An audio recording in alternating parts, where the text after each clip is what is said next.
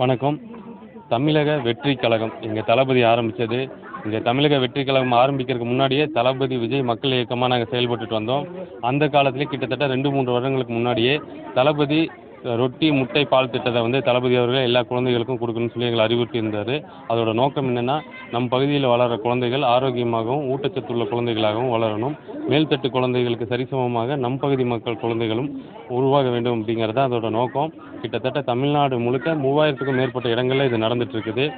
நம்மளோட கோயம்புத்தூர் தெற்கு மாவட்டத்தில் இன்றைக்கி ஆரம்பிக்கும் போது வெறும் 3 இடத்துல ஆரம்பித்தோம். இன்றைக்கி 60க்கும் மேற்பட்ட இடங்களில் அதை செயல்படுத்திகிட்டு இருக்கிறோம்.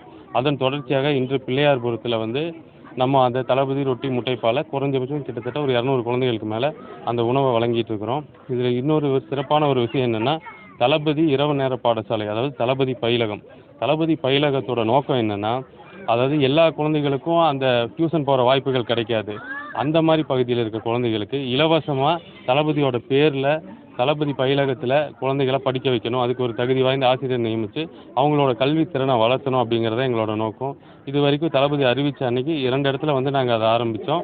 இப்போது 5வது இடமா அதே பிள்ளையார்புரத்தில் நம்ம 97வது வார்டில் வந்து இப்போ செஞ்சிட்ருக்கிறோம்.